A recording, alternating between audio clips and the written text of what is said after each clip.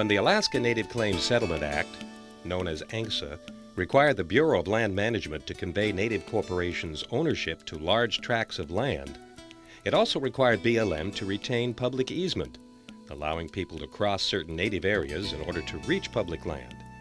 The Bureau of Land Management has the task of managing these easements. Over time, the process has given rise to many questions from Native corporations and the general public.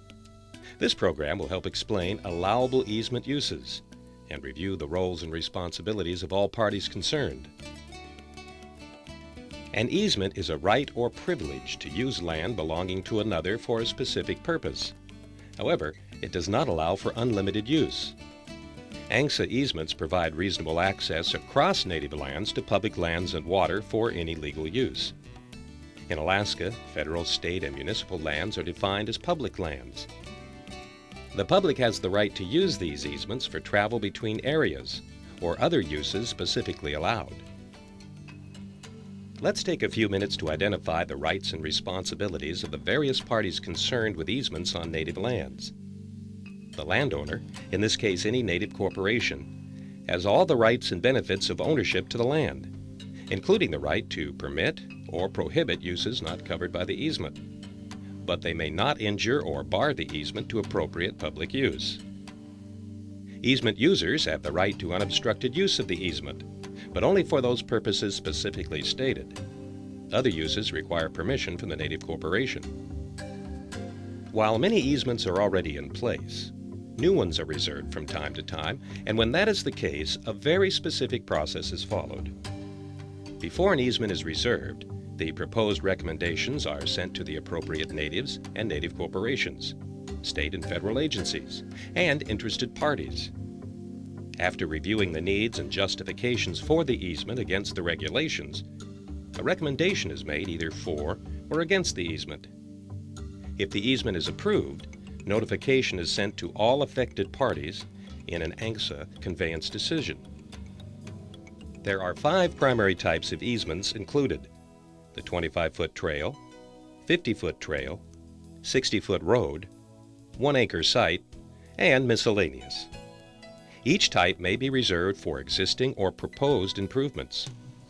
Use of the 25-foot trails is generally limited for travel by foot, dog sled, animals, snowmobiles, 2-, 3-, and 4-wheel vehicles, and small all-terrain vehicles weighing less than 3,000 pounds. Use of 50-foot trails is the same as the 25-foot trails, including all-terrain vehicles weighing more than 3,000 pounds, track vehicles, and 4-wheel drive vehicles. Like the trail easement, 60-foot roads are used for travel by the various methods we just mentioned. In addition, larger all-terrain vehicles, cars, and trucks are also allowed access.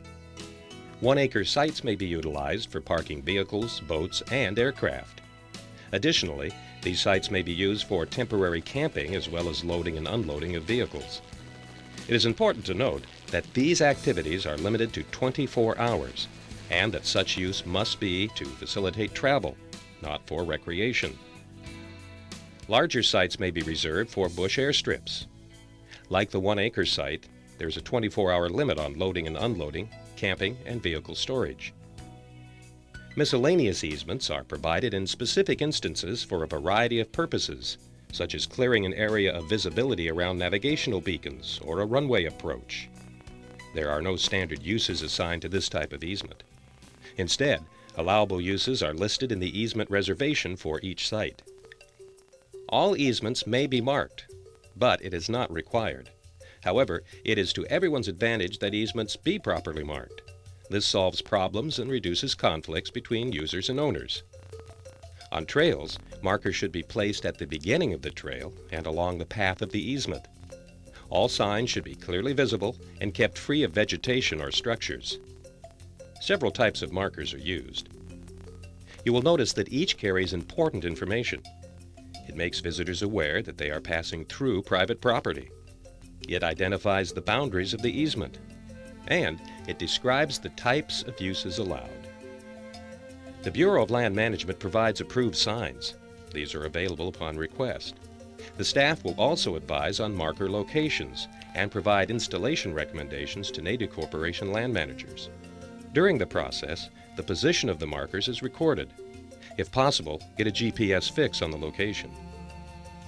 For assistance with this process, or to request boundary markers, call the BLM field offices in Anchorage, Fairbanks, or Glen Ellen. Phone numbers are listed in your local directory and on the Internet. In addition to the role native corporations and the BLM play in easements, the public has certain responsibilities as well. First and foremost, public users must remember that the land is private property owned by the native corporation. Its use is limited to the specific purposes set forth in the easement reservation. When using one of these travel easements, stay on the marked trail or within approved boundaries of a site. Follow the regulations and keep the area clean.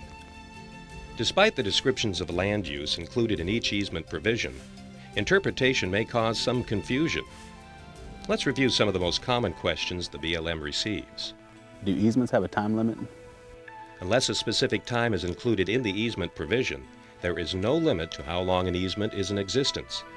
However, an easement may be terminated by the BLM at any time it is no longer justified under the regulations. What about the year 2001? There are common misconceptions circulating that all easements will be terminated in 2001. This is not the case. The language in the regulation reads that a public easement shall be terminated if it is not used for the purpose for which it was reserved by the date of the conveyance or by December 18, 2001, whichever comes first. However, the language also provides that BLM shall not terminate an access easement to isolated tracts of publicly owned land solely because of the absence of proof of public use. So, the answer is no. Public easements are not terminated in 2001. What happens if public use encroaches on native land?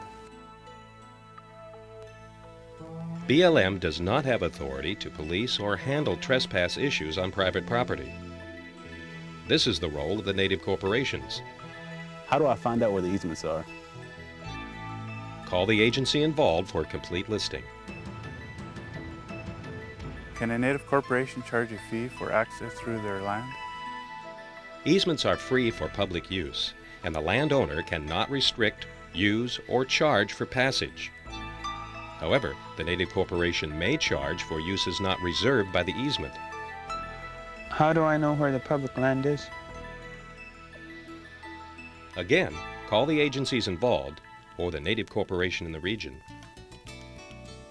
The Bureau of Land Management is working actively to develop an easement management program that helps landowners and the public better understand their respective rights and responsibilities where Alaska Native Claims Settlement Act easements are concerned. Our goal is to ensure that the process works smoothly and that the interests of both landowners and the public are protected. If you have any questions or concerns, please contact the Bureau of Land Management.